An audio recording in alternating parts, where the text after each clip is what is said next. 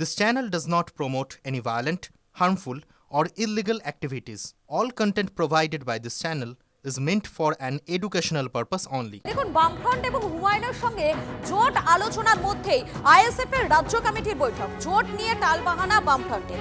বারবার email, phone করলেও উত্তর আসছে না আলিমুদ্দিন থেকে। 50টি আসন নিয়ে চলছে দর কষাকষি। বাড়তি আসন ছাড়তে নারাজ ফরওয়ার্ড ব্লক সহ বাম শরিকরা, দাবি আইএসএফ এর। এদিকে হুমায়ুনের সঙ্গে নওশাদের আলোচনা ইতিবাচক। হুমায়ুন নিয়ে নেই কোনো ছুটমার্গ। আগামী সপ্তাহে রাজ্য কমিটির বৈঠকে বিস্তারিত আলোচনা করবে আইএসএফ। আমরা আমাদের দিক থেকে সর্বোচ্চ চেষ্টা করছি যাতে দ্রুততার সাথে জোটটা ডিক্লেয়ার হয় এবং আমরা যে সমস্ত রাজনৈতিক দলগুলোকে নিয়ে জোট করতে চাইছি তাদের সমর্থক এবং সাধারণ মানুষের কাছে একটা ভরসার জায়গা হয়ে উঠতে পারে। সেজন্য বারবার আমরা যেটা এই বিষয়টাকে আলিমুদ্দিন মিস্ত্রির সাথে আমাদের কথা হচ্ছে, বিমান বাবুর সাথে, তাকে বারবার জানানো হচ্ছে, বাই মেল, ফোন তাকে জানানো হচ্ছে, কিন্তু ওই দিক থেকে যেভাবে দ্রুততার সাথে আসার দরকার সেটা কোনো জায়গায় যেন মনে হচ্ছে একটু ধীর গতিতে হচ্ছে।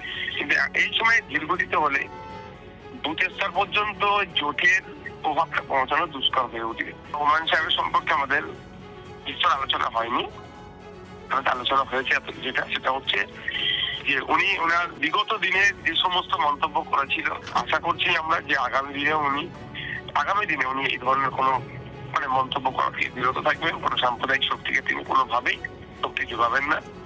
এই মর্মে আমাদের আলোচনা হয়েছে। জোট এটা নিয়ে এখন পর্যন্ত কথা হয়ে ওঠেন।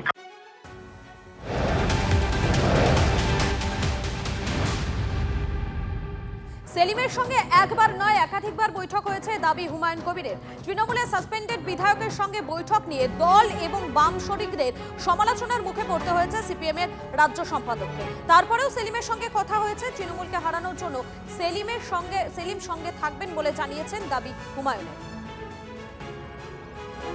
বামফ্রন্টের যেসব নেতৃবর্গ আজকে এসব কথা বলছেন, তেনারা হয়তো জানেন না যে তেনাদের পলিট ব্যুরোর সদস্যরা যে মোহাম্মদ সেলিম শুধু একটি 5 তারা হোটেলেই আমার সঙ্গে দেখা করেননি, আরও 5 তারা হোটেলে দেখা করেছেন, ঘন্টার পর ঘন্টা আলোচনা করেছেন।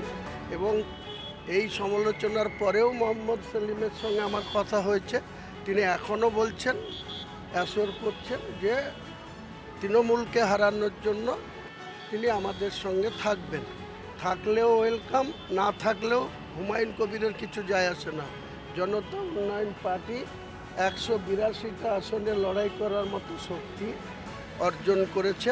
নির্বাচন আপনাকে আগাম বলে দিলাম, প্রেডিকশন করে দিলাম, কোনো দলই বহুমতে পৌঁছাতে পারবে না। ত্রিসংখ্য অ্যাসেম্বলির রেজাল্ট হবে। যেদিন ত্রিসংখ্য হবে, আগামী দিনে কে সরকার গড়বে, আর সমর্থনে কে চলবে, সেটা ভবিষ্যৎ কথা বলবে। ভোটে জোট নিয়ে ফের বিস্ফোরক মিমের রাজ্য সভাপতি। সেলিম অস্বীকার করলেও মানতে নারাজ ইমরান সোলাঙ্কি। ঘনিষ্ঠকে দিয়ে ফোন করিয়ে আলোচনায় বসতে চান সেলিম, দাবি মিমের রাজ্য সভাপতি।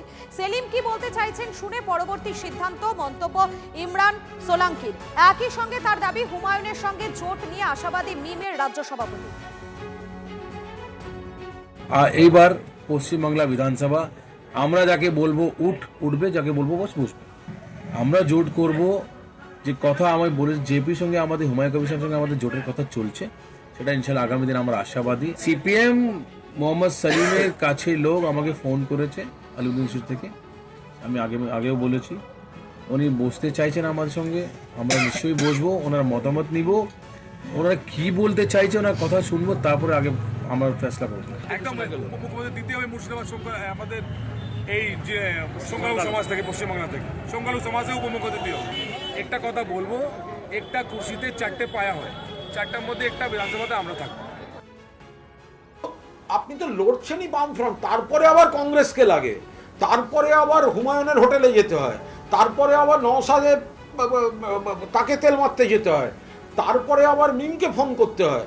তো সিপিএম এর একা লড়ার ক্ষমতা নেই, এইটা তাদের মেনে নিতে কি সমস্যা আছে?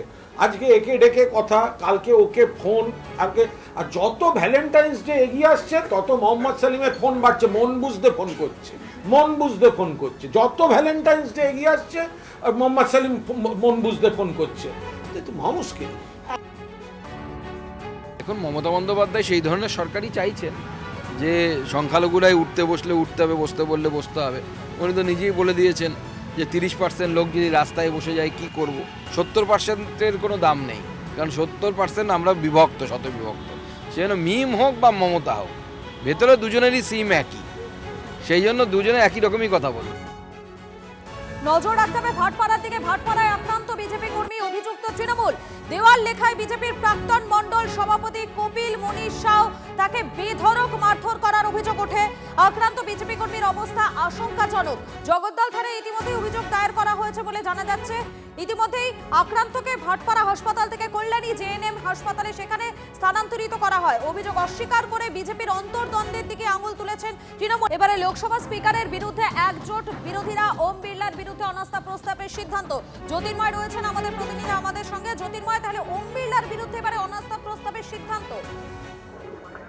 দেখো, আজ ইন্ডিয়া ব্লকের বৈঠকে বিষয়টি নিয়ে প্রস্তাব এসেছে। কংগ্রেসের তরফে এই প্রস্তাব দেওয়া হয়েছে। তাদের অভিযোগ যে রাহুল গান্ধী, তিনি বিরোধী দলনেতা, তাকে সংসদের অভ্যন্তরে বলতে দেওয়া হচ্ছে না, এবং রাহুল গান্ধী একটি বইকে কোট করে কথা বলতে চেয়েছিলেন, তাকে অ্যালাউ করা হয়নি। কিন্তু দীর্ঘদিন ধরে দেখা যাচ্ছে বিজেপি সাংসদ নিশিকান্ত দুবে তিনি একাধিক বই সংসদের অভ্যন্তরে নিয়ে আসছেন। লোকসভায় সেই বইকে কোট করে তিনি নেহেরু গান্ধী পরিবারকে বারবার ধরে আক্রমণ করছেন, এবং স্পিকার সেক্ষেত্রে সব রকমের ছাড় দিচ্ছে। অপর দিক থেকে সংসদে মহিলা সাংসদদের বিরুদ্ধে অভিযোগ আনা হয়েছে যে তারা প্রধানমন্ত্রীকে অ্যাটাক করতে যাচ্ছিলেন। স্বাভাবিকভাবেই এই ধরনের অভিযোগের কোনো ভিত্তি নেই, এবং স্পিকারের বিরুদ্ধে পক্ষপাতিত্বের অভিযোগ এনেই কংগ্রেস এই অনাস্থা প্রস্তাব আনতে চায়। সেক্ষেত্রে অন্য বিরোধী দলগুলির এবার কি অবস্থান হয় নজর থাকবে সেদিকেই। কিন্তু অন্তত এক্ষেত্রে 20 দিন সময় লাগবে, কারণ 20 দিন পরে 50 জন সাংসদের স্বাক্ষর ন্যূনতম দরকার এক্ষেত্রে। একেবারেই ধন্যবাদ তোমাকে।